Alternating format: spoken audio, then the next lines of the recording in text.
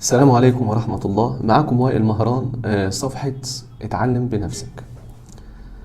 كتير مننا بيحب يستخدم الكمبيوتر ويستمتع بشاشته الكبيرة في الألعاب، وفي بعض الأحيان في ألعاب مش بنلاقيها غير على نظام أندرويد.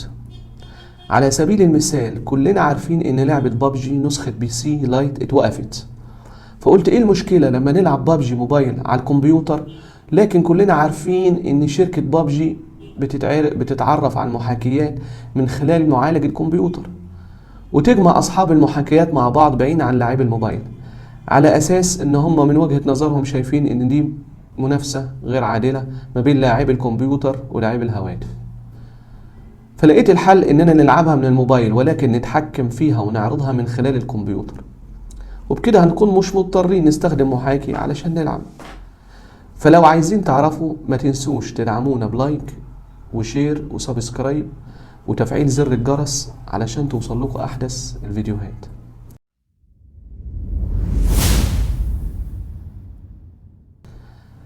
برنامجنا النهاردة اللي هنستخدمه في تنفيذ الفكرة هو برنامج اي باور ميرور.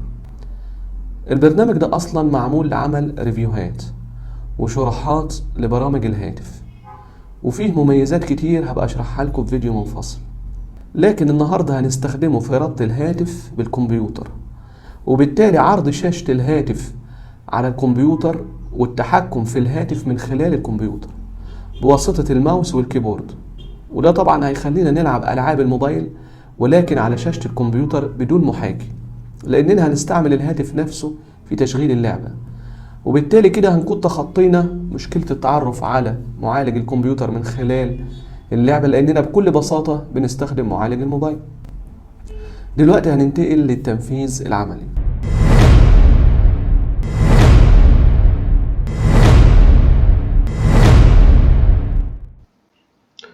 هنبتدي ببرنامج اي باور ميرور.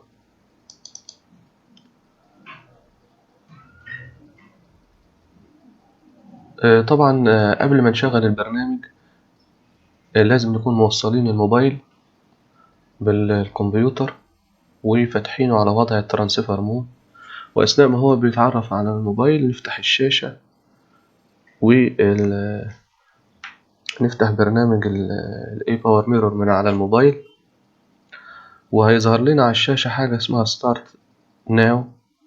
نضغط عليها كده هيفتح معانا الموبايل.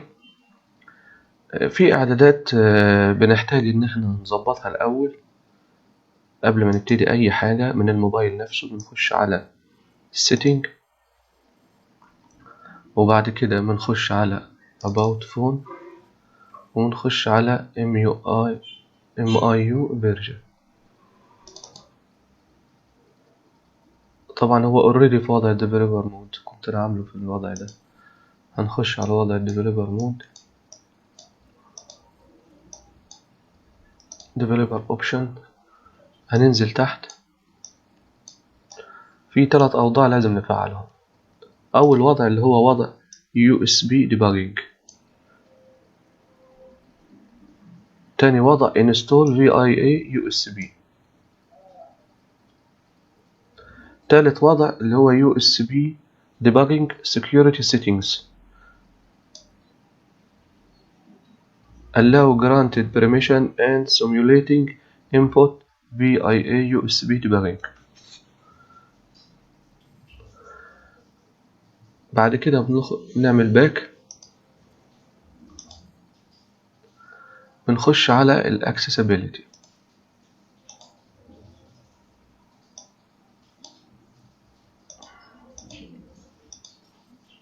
بنخش على داونلود الابليكيشن.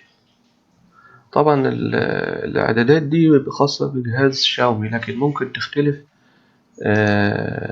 الوصول ليها من جهاز تاني.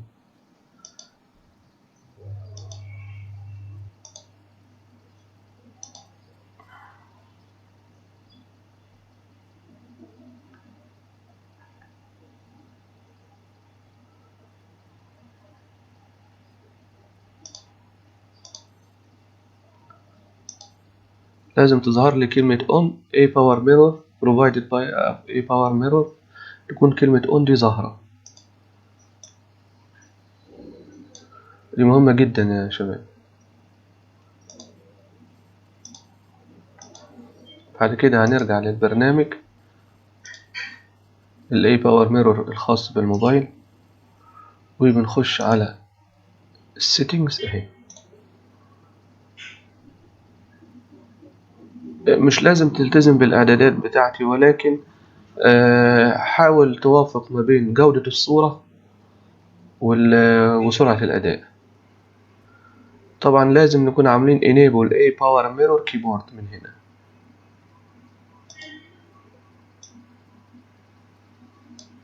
وبعد كده بنخش على ال Accessibility Feature، هنفعل التلاتة دول. Obtain Screenshot Permission، بيقولك After Enabled يعني بعد ما تتفعل. When receiving a control request لما يطلب التحكم، the system can automatically obtain permission without manual. يعني السيستم بيفتح اوتوماتيك على الموبايل، بيقبل على طول بدون ما توافق يدويا.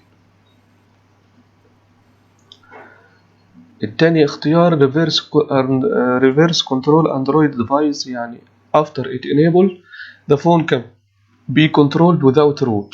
It requires support of the phone system. يعني ايه؟ يعني بعد ما بيتفعل الاوبشن ده يمكن التحكم في الهاتف بدون روتينج. It requires support of the phone system يعني بتتطلب ان يكون السيستم ده. Detect the game keyboard يعني يتعرف بيقول لك after it enabled it can detect the game and display the saved game keyboard. يعني بعد ما بيتفعل بيقدر يتعرف على اللعبة، وده أهم اوبشن معانا.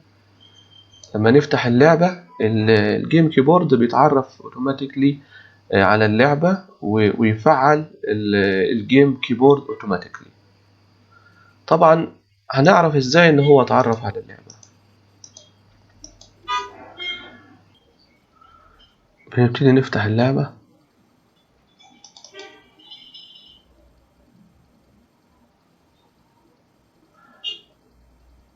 اول ما نلاقي مؤشر الماوس اتحول للون الازرق زي كده، يبقى معنى كده ان البرنامج اتعرف على اللعبة. دي مهمة جدا.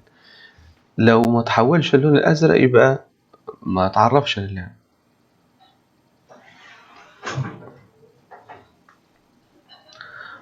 هنخلي الصورة على وضع الفول سكرين.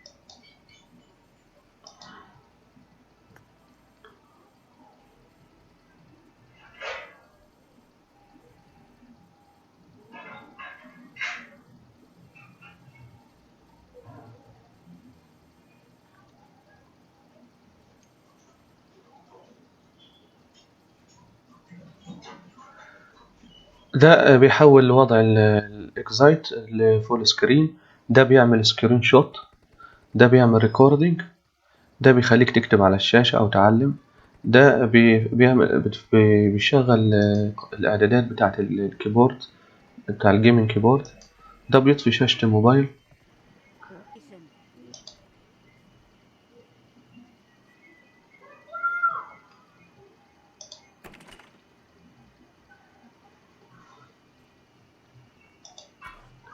هنخش على التريننج مود.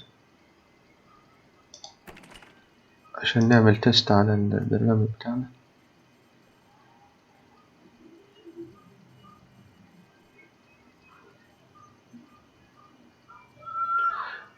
لو اتعودتوا على البرنامج ده مش هتستغنوا عنه، يعني هتحسوا ان انتوا بتلعبوا على الكمبيوتر فعليا. طبعا ادي زر الماوس اهو. لو عايزين نخش على الايمنج مود، يعني اللي هو ايه، اللاعب نفسه هو اللي يبص بدل الماوس، او هو اللي يتلفت، او هو اللي يبص يمين وشمال، نعمل كليك يمين كده احنا اهو اللاعب اهو بيقدر يبص يمين وشمال.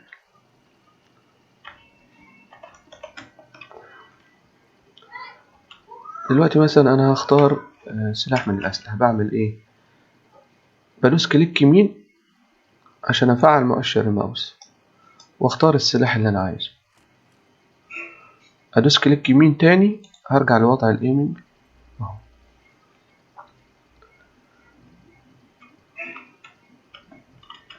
هنا برضو اهو.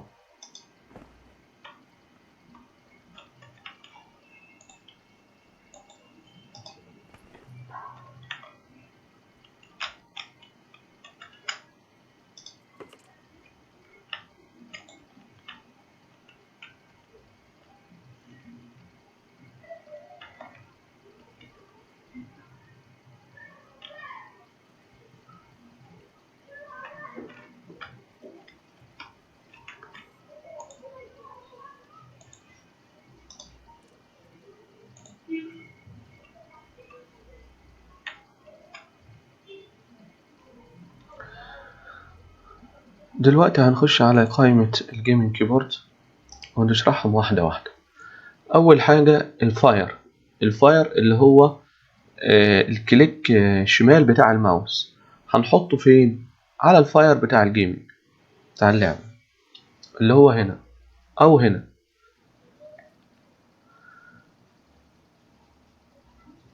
الايم اللي هو بتاع اللي بيتحكم في الماوس، تقدر تتحكم هنا في سرعة الماوس الأفقية أو الرأسية. وهنا ممكن تختار زر بديل عن الكليك يمين في التبديل ما بين المؤشر الماوس والايمنج. هنا الكي يعني إضافة مفتاح، يعني ادي المفاتيح دي كلها، نقدر نحط كل مفتاح يؤدي وظيفة معينة. يعني مثلا عايزين نضيف زر للتحكم في السكوب، يعني نغير السكوب، هنخليه مثلا يكون حرف ما اخترناهوش قبل كده، البي اهو.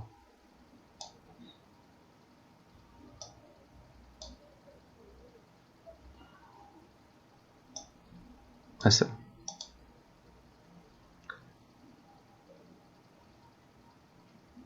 الجويستيك اللي هو الجويستيك بتاع اللعبة، بيخليك هنا الدبليو والاس والاي والدي تحاول تخلي الدايرة يعني ايه ما تكونش اكبر من الدايرة بتاعت الموبايل.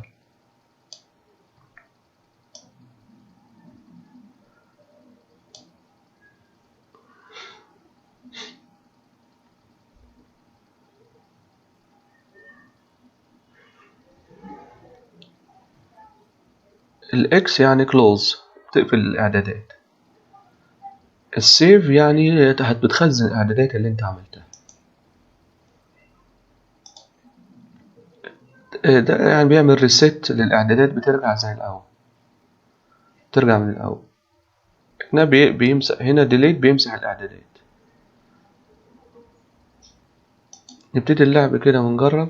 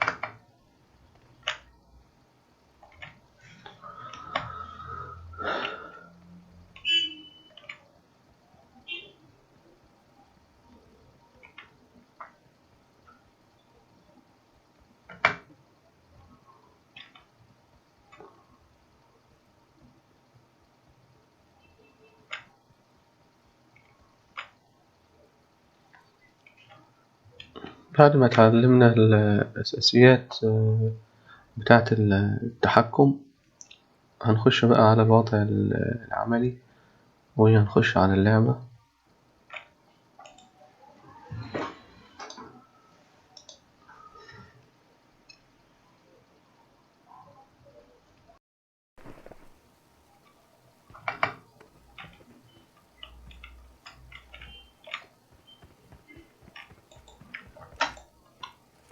Marked a vehicle.